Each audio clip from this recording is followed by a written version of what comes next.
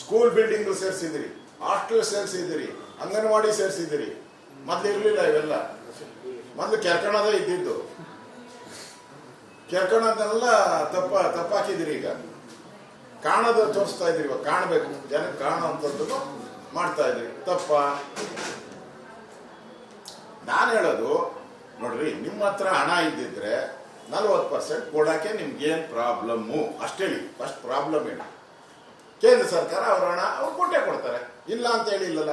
ಕಡಿಮೆ ಮಾಡಿದ್ರೆ ಕ್ವಶನ್ ಮಾಡ್ಬೋದಾಯ್ತು. ಈಗ ಯೋಜನೆ ತರಬೇಕಾದ್ರೆ 17,000 ಇವ್ರಿಗೆ ಸಿದ್ದರಾಮಯ್ಯಗೇನೋ ಆ ಅಕ್ಕಿ ಮೇಲೂ ಪ್ರೀತಿ, ನೆಂಟನ ಮೇಲೂ ಆಸೆ. 17,000 ಕೋಟಿನೂ ಬರಬೇಕು, ನಮಗೊಂದು ಪೈಸಾ ಖರ್ಚಾಗಬಾರ್ದು. ಸ್ಕೀಮ್ ಇದು. ನೆಂಟರ ಮೇಲೆ ಪ್ರೀತಿ. ಆಮೇಲೆ ಎಕ್ಸ್ಪೆಂಡಿಚರ್ ಇತ್ತಲ್ಲ, ಮೊದಲು 6% ದುಡ್ಡು ಕೊಡ್ತಾ ಇದ್ರು ಕೇಂದ್ರ ಸರ್ಕಾರ ಎಕ್ಸ್ಪೆಂಡಿಚರ್ಗೋಸ್ಕರ.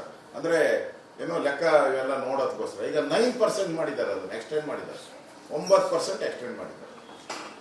ಯಾಕೆ ಕ್ವಶನ್ ಮಾಡಿಲ್ಲ? ಯಾಕಪ್ಪ ನಾವು 6 ಕೊಟ್ಟಿದ್ರೆ 6 ಇಡಿ ಅಂತ ಯಾಕೆ ಹೇಳಿಲ್ಲ? ಅದು ಚರ್ಚೆ ಆಗ್ಲಿ. We are ready for the debate. Sir, ಈ ಜಂಟಿ ಅಧಿವೇಶನವನ್ನು ಉದ್ದೇಶಿಸಿ ರಾಜ್ಯಪಾಲರು ಭಾಷಣ ಮಾಡ್ತಾರೆ ಸರ್. ರಾಜ್ಯಪಾಲರ ಭಾಷಣದಲ್ಲಿ ರಾಜ್ಯದ ಹಿತ ಮತ್ತು ರಾಜ್ಯಕ್ಕೆ ವಿರುದ್ಧವಾದ ಅಂಶಗಳಿದ್ರೆ ಉಲ್ಲೇಖ ಮಾಡಬಹುದು. ಒಂದೊಮ್ಮೆ ರಾಜ್ಯ ಸರ್ಕಾರದ ಟೋನ್ ಅಲ್ಲಿ ರಾಜ್ಯಪಾಲರು ಮಾತಾಡಿದ್ರೆ ನೀವೇನ್ ಮಾಡ್ತೀರಿ? ನೋಡಿ, ಗವರ್ನರ್ ಅವರ ವಿವೇಚನೆಗೆ ಬಿಟ್ಬಿಟ್ಟಿದ್ದೀನಿ ನಾನು. ಗವರ್ನರ್ ವಿವೇಚನೆ. ಅವರು ಕೇಂದ್ರ ಸರ್ಕಾರದ ಪ್ರತಿನಿಧಿನೂ ಅವರು, ರಾಜ್ಯ ಸರ್ಕಾರದ ಮೊದಲ ಪ್ರಜೆನೂ ಕೂಡ ಅವರು ತೀರ್ಮಾನ ಮಾಡ್ತಾರೆ. ಈಗ ಬೇರೆ ಬೇರೆ ರಾಜ್ಯಪಾಲರೆಲ್ಲ ಮಾತಾಡಿದಾರಲ್ಲ, ನೋಡೋಣ. White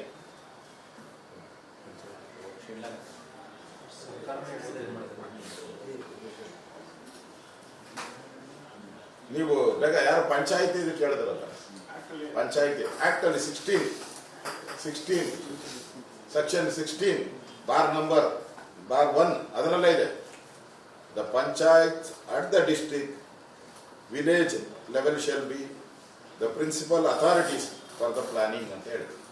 they are the principal authorities of the planning ಅಂತ ಹೇಳಿದ್ರು. Implementation and monitoring of the scheme made under this act ಅಂತ ಇದೆ. ಇನ್ನೇನು ಬೇಕು ಇದಕ್ಕಿಂತ? What you